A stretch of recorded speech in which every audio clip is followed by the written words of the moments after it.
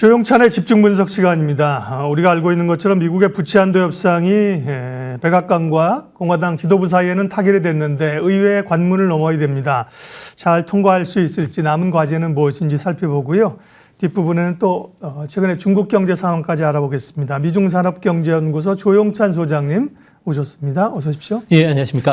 그렇게요. 주말 사이 이제 백악관과 공화당의 이제 하원 대표가 원칙적인 합의를 이루었다고 하는데 일단 합의된 내용이 먼저부터 보고 다음 얘기를 하시죠. 네, 이번에는 기본 합의인데요. 세출 삭감을 조건으로 채무 상한을 앞으로 2년간 정지시키기로 했습니다. 이 이야기는 예산 집행을 인질 삼아서 세출 삭감을 앞으로 2년간 할 수가 없게 됐는데요. 대신 행정부 같은 경우에는 2024년 회계연도 예산, 그러니까 10월 1일부터 시작이 됩니다.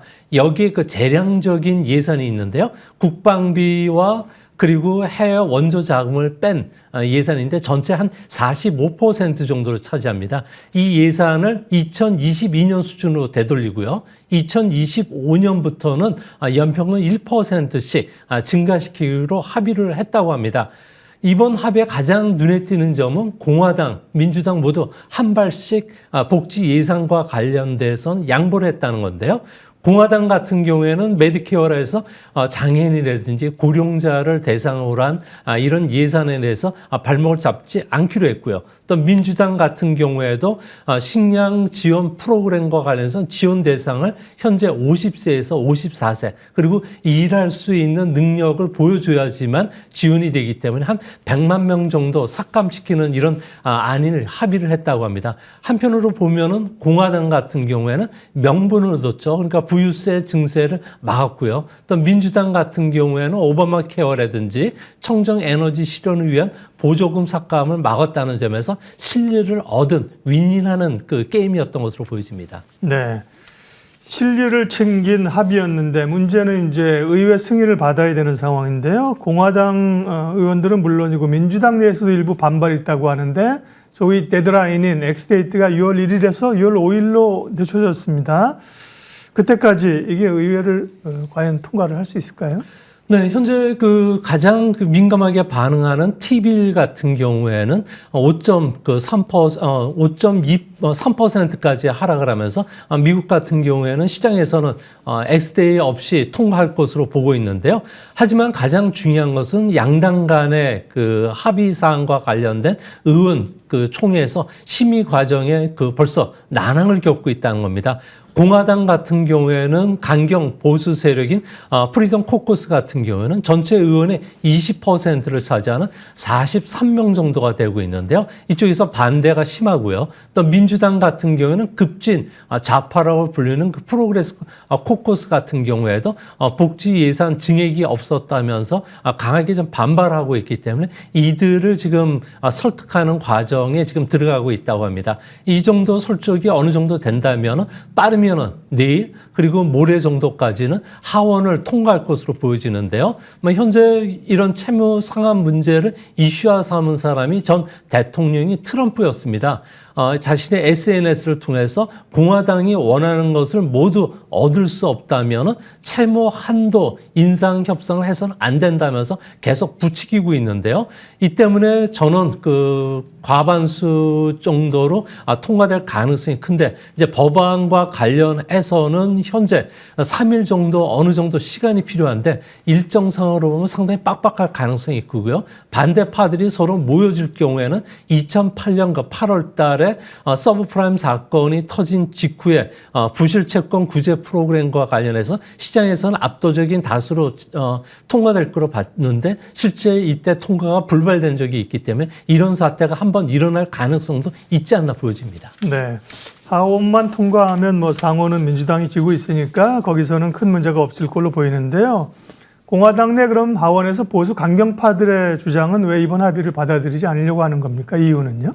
네, 그 공화당 같은 경우는 크게 4개의 그룹으로 형성이 되고 있는데요. 네. 그중에서 가장 많은 그 파벌 같은 경우에는 프리덤 코커스입니다. 자유의원 연맹이 되는데요.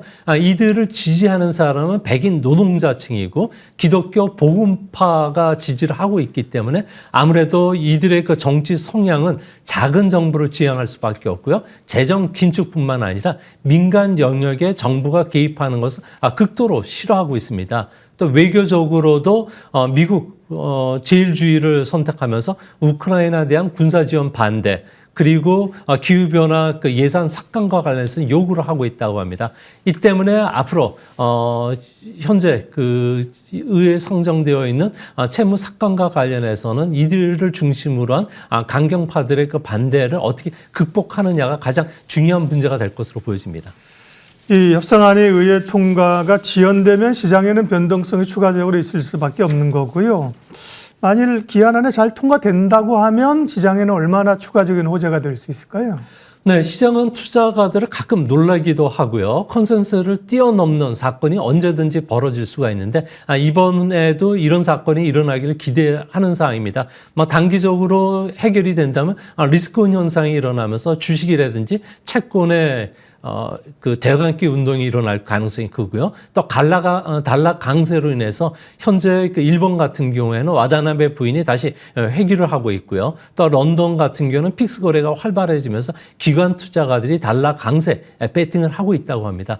반대로 만약 합의가 불발됐을 경우에는 미국식 민주주의에 대한 회의감이 일어나면서 언제든지 그 주식형 펀드에서 해약할 수 있는 개방형 펀드 같은 경우는 자산 규모가 41조 달러 정도가 된다고 합니다. 우리나라 원화로 5경 5천조 되는 그 자금이 한꺼번에 빠져나오긴 않더라도 해치 펀드라든지 부동산 투자 펀드를 통한 자금 유출이 이어진다는 점에서 아무래도 주시장의 변동성이 커질 가능성도 있지 않나 보여집니다. 네, 부채 한도 얘기는 여기까지 하겠고요. 중국과 관련된 이야기 몇 가지만 하고 마무리하겠습니다. 지난주에 IPEF 인도태평양 경제협력체 장관회의가 있었는데 14개국이 공급망 위기에 공동으로 대처하기로 협정을 타결했다. 중국이 강하게 반발을 했다고요? 네, 그렇습니다. 중국 같은 경우에는 현재 외교부의 아시아 담당자를 우리나라에 보내가지고 4개 그러니까 불가론을 첨예했고요. 이를 해칠 경우에는 한국에 대한 보복을 하겠다고 엄포를 놓기까지 했는데요. 여기에 가장 중요한 게 위기 대응 네트워크가 포함이 되고 있다는 겁니다.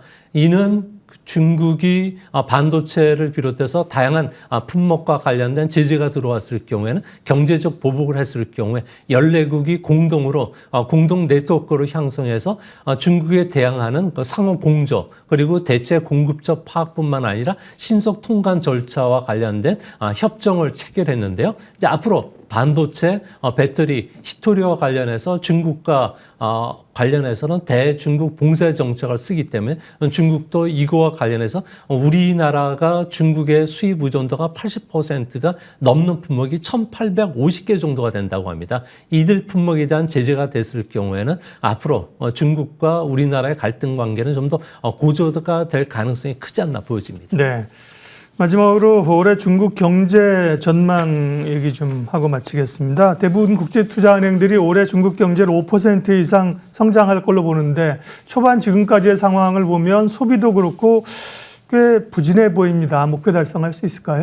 네, 중국 같은 경우는 5% 달성에 지금 상당히 좀 힘들어지는 상황으로 전개가 되고 있는데요. 아무래도 7월 이후부터는 코로나와 관련해서 피크가 어느 정도 잡히긴 하겠지만 이제 문제는 수출이 현재 상당히 난항을 겪고 있고요. 부동산 투자 규제가 계속이 진행이 되고 있을 뿐만 아니라 고용 없는 성장이 계속이 되면서 개인들 같은 경우는 이자 지급에 이전보다도 더 많은 2배 정도 자금이 들어간다고 합니다. 이 때문에 보복 소비가 끝난 뒤에는 소비가 그 중국 경제를 밀어올리기는 상당히 힘들고요. 또 재정적으로 중국 정부가 GDP 대비 재정 적자 비율을 3%로 높였지만 이를 만회하기에는 여전히 역부족인 상황이기 때문에 중국 정부는 앞으로 하반기에는 추가적인 지준율 인하라든지 모기지 금리 인하를 통해서 경기 부양에 나설 가능성이 크지 않나 보여집니다.